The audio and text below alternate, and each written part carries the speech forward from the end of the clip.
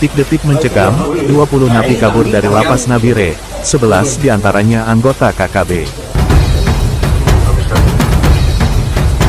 Lembaga Pemasyarakatan Kelas 2B Nabire Papua Tengah menjadi saksi aksi dramatis pelarian 20 narapidana pada Senin, tanggal 2 Juni tahun 2025, sekitar pukul 9 waktu Indonesia Timur.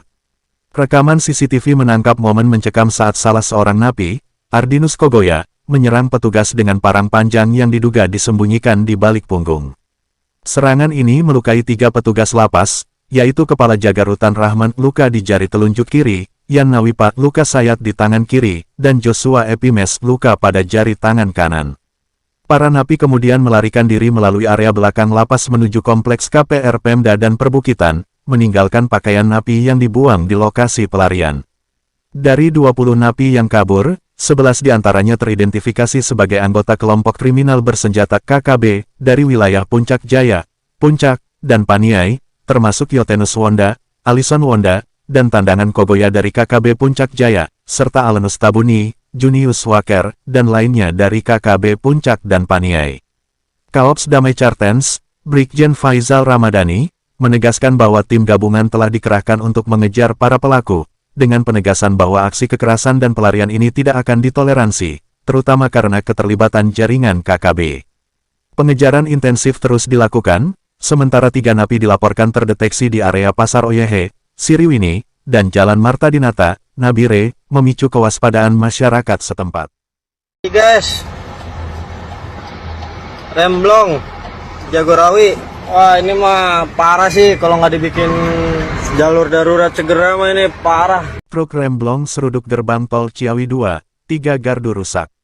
Kecelakaan terjadi di gerbang tol GT Ciawi 2, Kota Bogor, ketika sebuah truk kelebihan muatan diduga mengalami remblong dan menabrak gardu tol pada Senin tanggal 2 Juni tahun 2025 sekitar pukul 13.20 waktu Indonesia Barat. Akibat insiden ini, 3 gardu tol mengalami kerusakan, menyisakan hanya 7 gardu yang beroperasi. Senior Manajer Representatif Office 1 Jasa Marga Metropolitan Toll Road, Alvin Andi Tuahta Singarimbun, menyatakan bahwa petugas segera mengoptimalkan evakuasi kendaraan dan menggunakan 2 unit mobile reader serta bantuan tapping untuk mengurai antrean transaksi. Truk wing seksual juga menyengol 2 kendaraan lain, sebuah truk dan minibus, yang hanya mengalami kerusakan minor dan melanjutkan perjalanan. Kepala Induk PJR Tol Jagorawi, Kompol Jazuli, menjelaskan bahwa truk tersebut melaju dari arah Cigombong menuju Jakarta melalui GT Caringin Utama.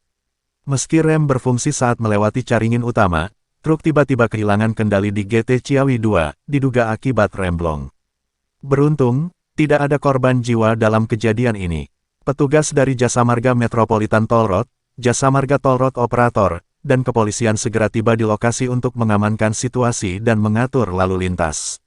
Jasa Marga saat ini fokus mempercepat perbaikan gardu tol untuk mencegah kemacetan berkepanjangan.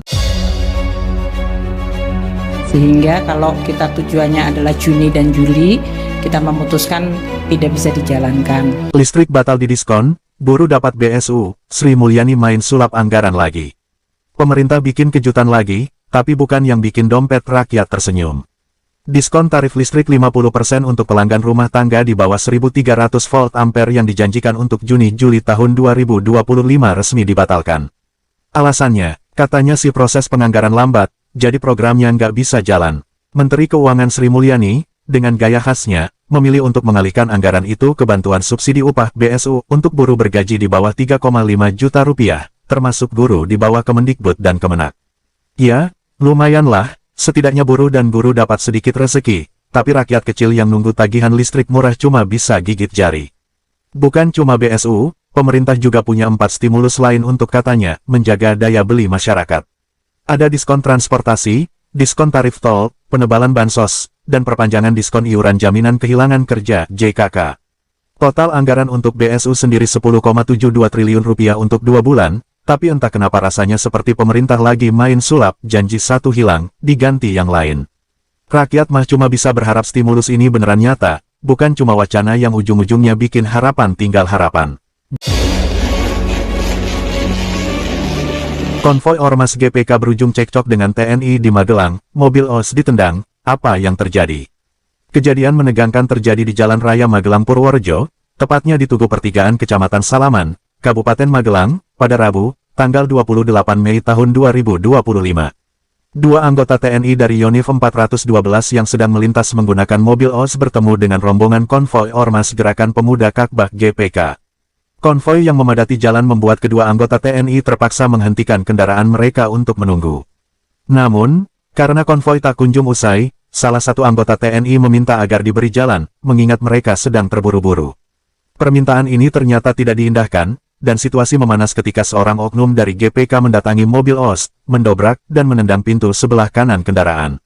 Insiden ini langsung viral, terutama setelah diunggah oleh akun Instagram Info Komando Official, memicu berbagai reaksi di media sosial.